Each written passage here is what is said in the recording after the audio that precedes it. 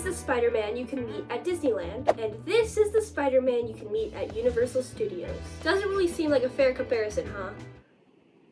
Because it's not. Disney's Avengers Campus and Marvel's Superhero Island were built in completely different eras for completely different reasons, and for two theme parks with the same characters, they couldn't be more different. But before we compare them, let's learn a little bit about how they both got here. In the 1990s, Universal was designing their second park, Islands of Adventure, and they thought a superhero themed land would be the perfect addition. So they went to the most obvious superhero comic company. And they said no.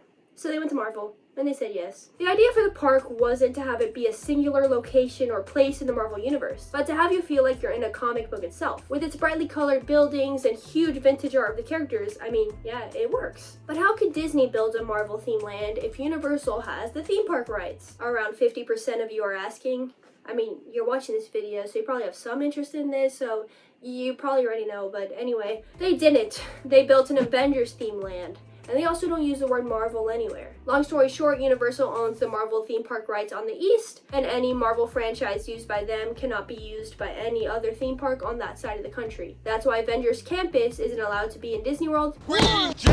Universal Studios. But Disney World can have a Guardians of the Galaxy ride. Although one of the advantages Disney has is being able to use the much more well-known MCU versions of the characters, the freaking Avengers Campus doesn't even take place in the Marvel Cinematic Universe. Kind of. It actually takes place in a universe where the blip and essentially all of Infinity War and Endgame never happened. And I kind of love this because you can have Iron Man and every character that shouldn't technically be here.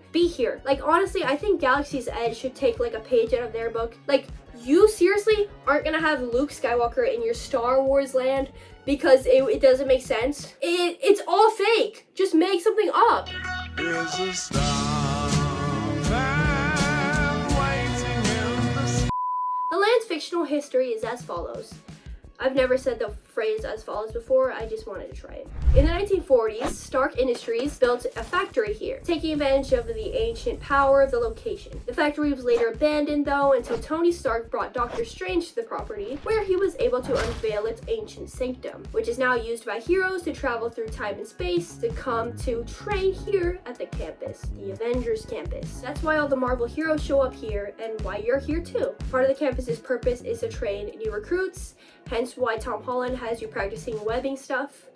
I've never said hence either, I don't know what's happening to me. As for Marvel's Superhero Island, an asteroid crashed into a random island and the impact fractured reality, turning it into a comic bookish world and releasing Marvel's superheroes and villains. A comic run was also created in 1999 to go along with the opening of the land. It tells the origin stories of all the original rides of the land, and it's pretty cool. I want to own one really bad. If you have one, let me know that you're not going to sell for thousands of dollars because I'm broke. Subscribe. Speaking of rides, Avengers Campus in California Adventure currently has 2 rides, currently being 2 of the most popular in the whole park. Guardians of the Galaxy Mission Breakout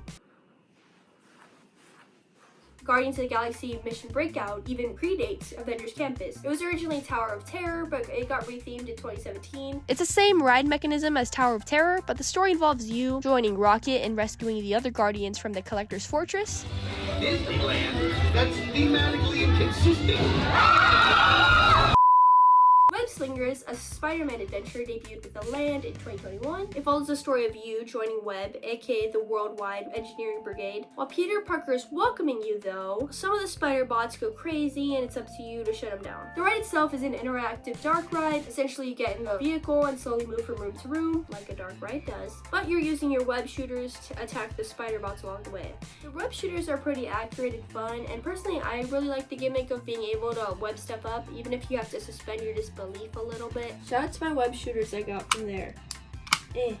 And as for rides, that's it. 2 more on the way sometime in the near future though, we'll get into that later. Outside of that, the land is pretty lively, characters always roaming, fighting, swinging 60 feet in the air. And depending on the MCU releases of the time, there will be different shows going on, like the Deadpool and Wolverine storytime thing, for example. There's one sit-down restaurant, Pim's Test Kitchen, which I don't think would have been anyone's first choice to make a restaurant based off of. But I think it's perfect. Like, yes, give me a huge pretzel and everything. Universal, being the much older land though, has way more rides and much more variety in the kinds of rides. One being the first thing you see while entering the park, the Incredible Hulk roller coaster. It follows you being a test subject for gamma radiation. It's not the craziest coaster in the world, but it's fun. Next is Storm Force Acceleration, which is a teacup style kiddie ride. Never ridden it, but I don't know. It's just something sweet for the fucking kids, okay? Next we have Dr. Doom's Free Fall, which takes you up a tower and then proceeds to drop you, and so you fall. The story behind it is basically Dr. Doom built an attraction to harness people's fear. I wish I could give my fear to Dr. Doom, but every time it's raining outside, they close this ride. And if you know anything about Florida, you know it rains a lot. So basically what I'm trying to say is I've never ridden the ride.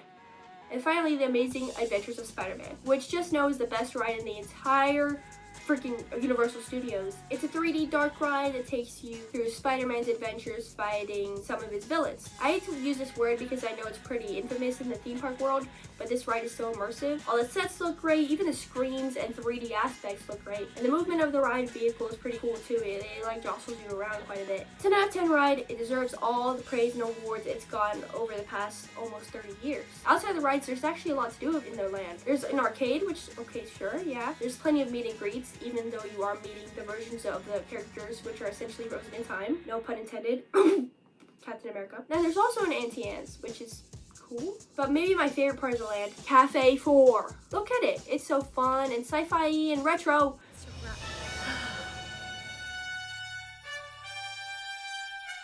And on the off chance that you're wondering where I got this video that I'm like using as like a meme here, it's like a commercial on the Universal Studios YouTube channel, and I'll like never have another opportunity to talk about it again, so I am gonna make you guys watch it. Here it is.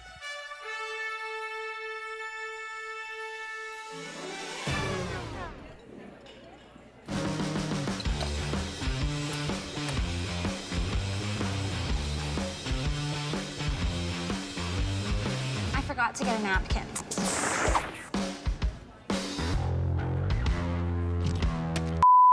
But now it's time to get serious. Which one's better? I feel like a lot of you are expecting me to do they're both good in their own right spiel, and yeah, I am. I'm looking at D1 Avengers Campus Defender. Yeah, there's not much to do yet, but I still love it. Something that's always drawn people to theme parks is being immersed in a different world, and for a long time, those were original worlds. I mean, Disneyland opening day didn't have very much Disney IP at all. It was full of original concepts and stories. But a lot has changed since then. People fall in love with all kinds of stories and franchises, and I love Figment and all the original works that the Disney parks have done and are doing, and there should always be a place for original stories, especially in theme parks. But I also love the fact that there are places that allow you to step into stories that you already love. There's a lot of complaints about Avengers Campus being bland and looking like a college campus, but I don't really care. When I think MCU, I think concrete and modern buildings and science stuff, which is exactly what Avengers Campus is. Not to say Avengers Campus is like this perfect park,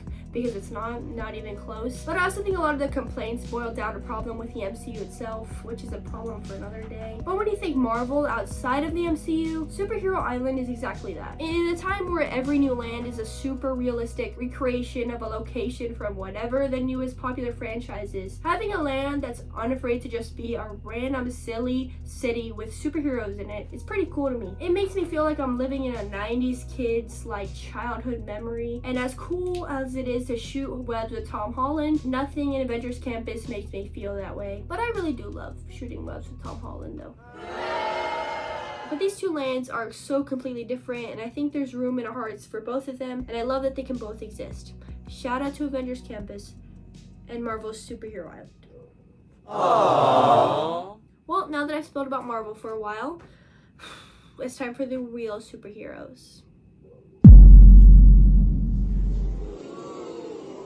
I mean, anything is possible, but like, Universal has such a steal of a deal when it comes to Marvel and Disney. Like, they pretty much have total control over most of their characters in theme parks in Florida, which is like the freaking theme park capital of the world. And it's not like their deal expires or anything. They just have that forever on them. So Disney can continue making billions off of the MCU, and Universal will still, no matter what, get to profit off of it in one way or another. They even sell MCU products in the alternative store and comics, which is pretty cool too. What I'm trying to say is, unless Marvel as a whole just completely dies one day, or Disney offers like $1 gajillion for their rights back, Marvel Superhero Island is going absolutely nowhere. Universal, if you do make a Supergirl ride though, I will become the Universal equivalent of a Disney adult, okay?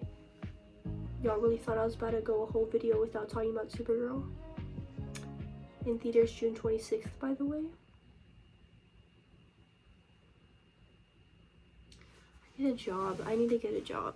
As for Avengers Campus, it's gonna expand pretty soon with their 2 new rides I previously mentioned. Infinity Defense that was announced in 2022, which is said to be an e-ticket. Looks like a dark ride that's gonna take guests on a battle with King Thanos. And Stark Flight Lab, which was announced in 2024, which is gonna have guests in this robotic arm type thing. The story is gonna follow guests testing out Stark technology, which goes wrong. And between this and those spider bots, does any technology go right in this campus? Like, guys. Anyway, that's about it for this video. Oh my god, this is the last video I'm gonna have curly hair in. It has been bugging me all this video. Holy, like, it's been a different angle y'all don't care. Anyway, thank y'all for watching. Which land do you think is better? Do you have similar opinions? Let me know. And one day I'll post consistently. Sorry guys, it's like towards the end of the school year. Supergirl in theaters June 26th. Go watch my videos about the movie.